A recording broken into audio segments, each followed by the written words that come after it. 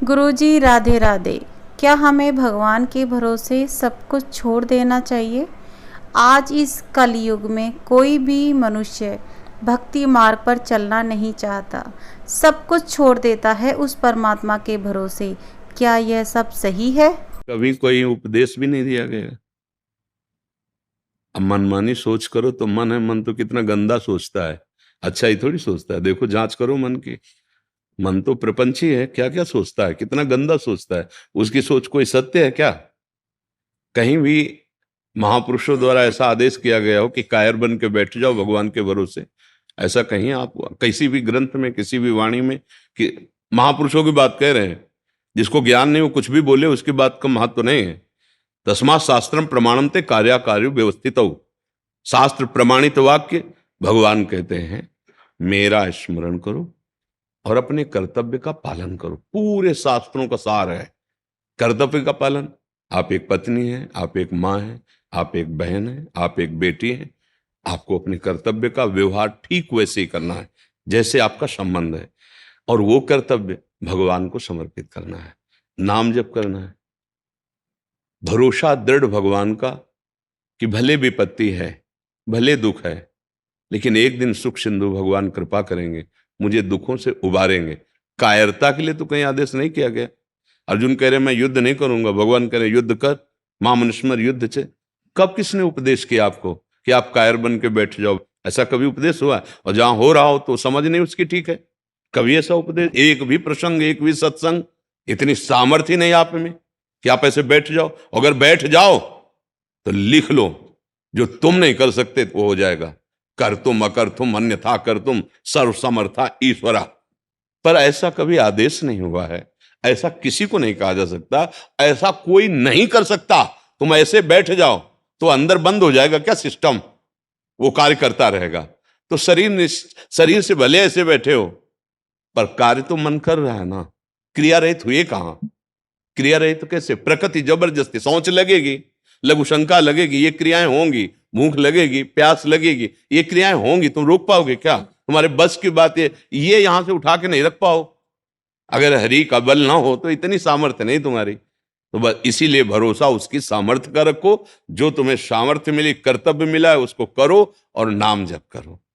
धन भरोसा, तन भरोसा, जन भरोसा, ये भरोसे लायक नहीं है। जिनके तुम भरोसे वो मरण धर्मा है, उसका भी मन है, वो धोखा दे सकता है, लेकिन हम उसके भरोसे हैं।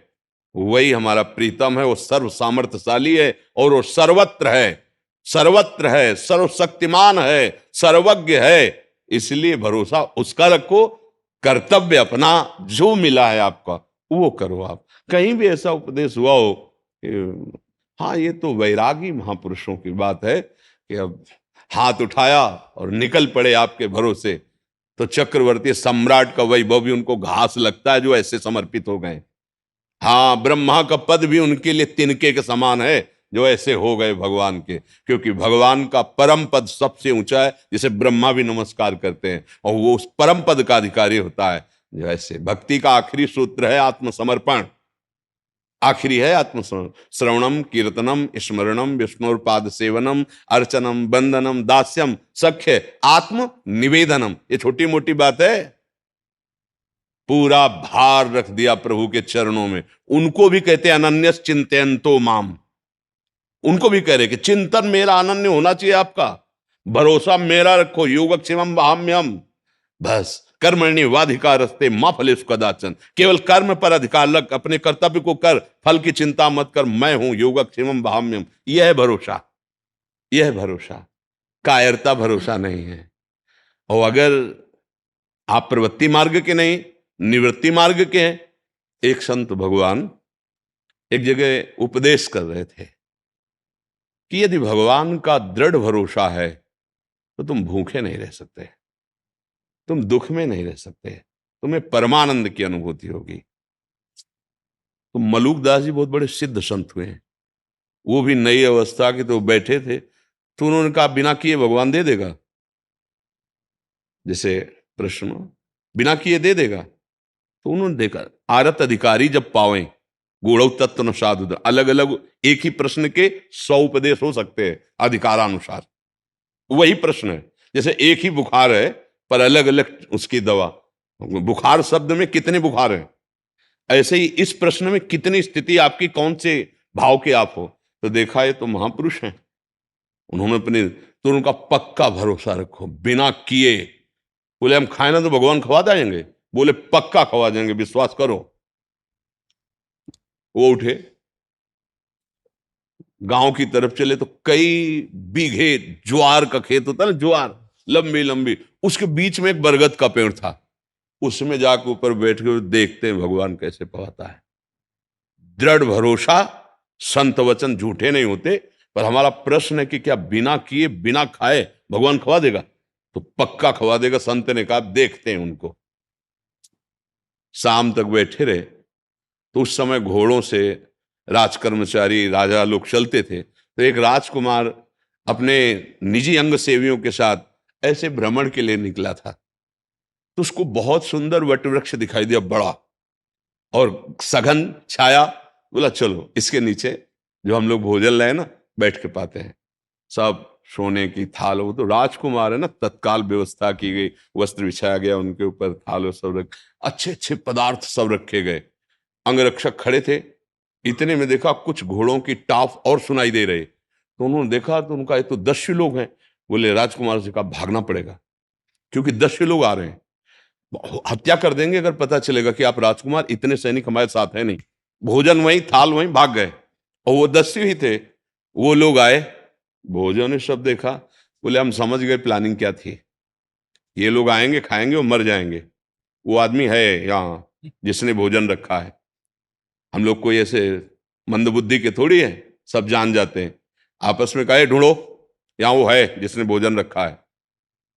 ऊपर वो बैठे थे मलुकदास जी। बोले उतर, नीचे उतर। बोले उतरूंगा। जबरदस्ती 2 चढ़े उतार के लाए। बोले सारा भोजन इसको पवाओ। ये हम लोगों को मारना चाहता ना, पूरा भोजन पवाओ। जबरदस्ती गुलाब जामुन मुंह में, सब पूरा भोजन पवा दिया। वो आनंदित हो रहे, माल गए प्रभु, माल गए। बिना किए जबरदस्ती पवा देते हो।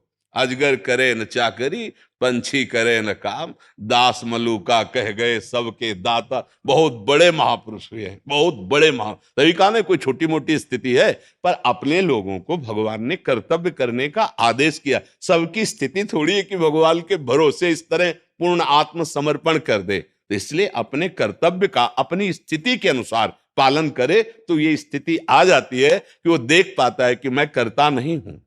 वो अंदर से देख पाता है। जब अहम समर्पित हो जाता है तो जैसे कठपुतली है ना, वो नाचती है नचाने वाले के अनुसार, ऐसे भगवान शिव कह रहे हैं उमा दारू जो सित की नाई, सब ही नचावत राम गोसाई। भगवान कठपुतली की तरह अपनी माया से सारे विश्व को नचा रहे हैं। तो वो अहं जब समर्पित हो जाता है तब वो भगवत प्राप्त महापुरुष हो जाता है। जब तक अहंकार रहता है तो फिर भोग भोगना पड़ता है, जो भी शुभ अशुभ कर्म होते हैं। अवश्य में वो भोक्तव्यम कृतम कर्म शुभाशुभ।